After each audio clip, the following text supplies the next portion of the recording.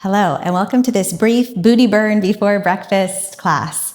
You'll want to have a block handy and a strap or a resistance band, and let's get started. So we'll start out with some dynamic chairs. So finding your feet hip width distance apart, outer edges of your feet lined up with the outer edges of the mat, be about 2 fist widths between the mounds of your big toes. Find your natural curve of your low back by moving your pubic bone down.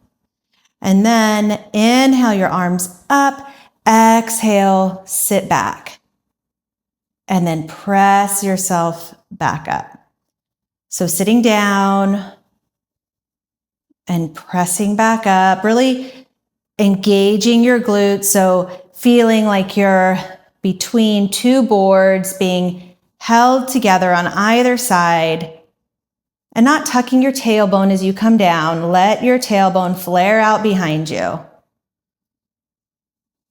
Just starting to wake up the glutes. One more like that. Inhale, sit back down into the chair that isn't there, and then press yourself back up. All right, and here's where you'll need your strap or your resistance band. So we're going to step into a loop in our strap or just into the resistance band and place it just below your knees. So it's going over those bony parts. And then if you have a strap, hold the tail of it so you don't trip. And then again, hip width distance apart. So adjust your strap until you feel that you're the right distance apart, and then sit back down into that chair and take baby steps over to the right. So lifting your feet, but these are really small steps as you pull out onto the strap. Go all the way to one side of your mat and then all the way to the other. You feel this pretty fast, I think. Stop to pause whenever you need to. And then do it again. Just going forward to one end of your mat and then backward to the other as you continue to sit back down. Again, that feeling of being held together between 2 boards on either side of your hips, not tucking your tailbone under, letting your bum move out behind you.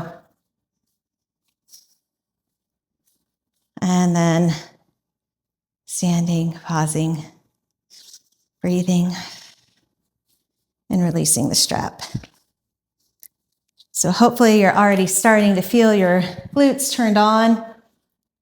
And we'll come into a one leg sort of deadlift. I like to use a block here. You may want to put even another block underneath to make it higher, but you'll step your right foot forward, bring your weight over your right foot. Your back leg is behind you like a kickstand, right hand on your hip, and then hinging at the hip, so not rounding, just hinging at the hips, keeping the weight centered over your right leg, bend down, touch the block, and come back to standing. Inhale brings you down. Exhale brings you up. So staying strong and straight in that front leg. You can add a weight in your left hand for this if this doesn't feel like a challenge. But just keeping that action of hinging at your hips, engaging your abs, like one of those little duck things that hangs on the side of the glass that just dips its beak in and comes back up.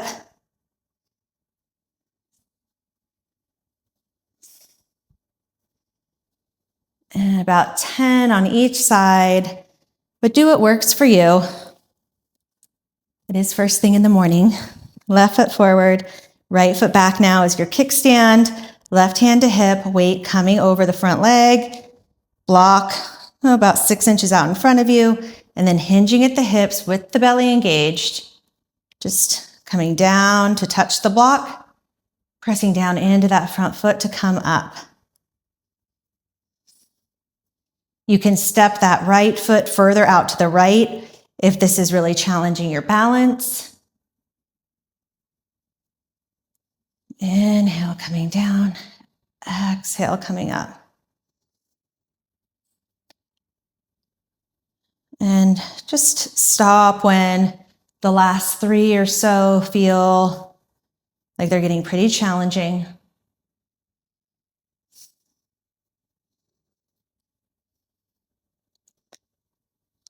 Okay. And then we'll come down onto the mat for a side plank with a leg lift. So coming down onto your forearm, bending your knees, stacking your top hip directly over the bottom hip so you're not rolling back. And then straighten out your top leg. And you can use the front hand, you can use your top arm in front of you or keep it on your hip, whatever works for you. And then lift your hips up, lift your leg up, lower the leg, lower the hips. Lift your hips, lift your leg without rolling back, lower the leg, lower the hips. You can do this in a full plank if that feels better to you. It's more of a challenge. And keeping your chin in line with your chest bones so you're not hanging your head or looking up at the ceiling.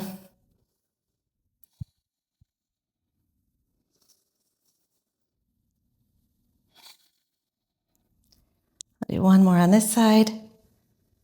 And then rest. Come on to the other side.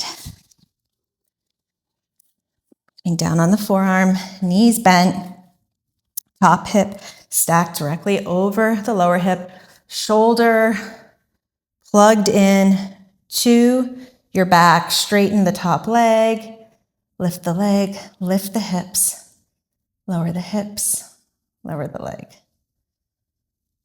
Really lifting high.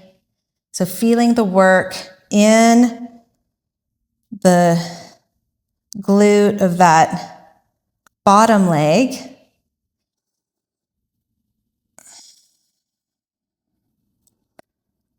Lifting up, using the muscles of your side body to help lift you. One more.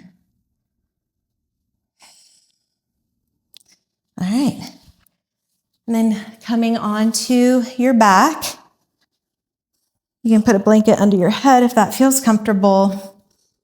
And we're just going to do some single leg lifts. You can leave your arms to your side, or if you want to get a little shoulder engagement as well, you can bend into a 90-degree angle with your arms. And then you're going to lift your hips up. And then exhale, bring your right knee towards you. Inhale, lower the seat, lower the foot. Exhale, press into your left foot as your right knee comes toward you. And doing however many of these feels right to you. Pressing back into your arms to help lift you. On the exhalation, moving slowly like you're moving through wet cement, not rushing through the movement. Just doing what you can, pausing when you need to. And then switching sides when you're ready.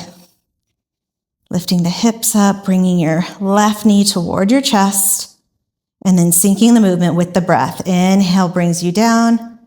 Exhale lifts you up. Inhale down. Exhale up. And if this feels like it's too strong, then you can put a block underneath your sacrum, that bony part, flat part at the base of your spine, not on your spine, and alternate bringing one knee in at a time, as you imagine lifting up off the block, even if that's not possible today. All right. Well, I certainly felt that. We'll just end with a stretch for the hips, crossing your right ankle over your left thigh, and then drawing your left knee in, feeling a stretch through your outer hip.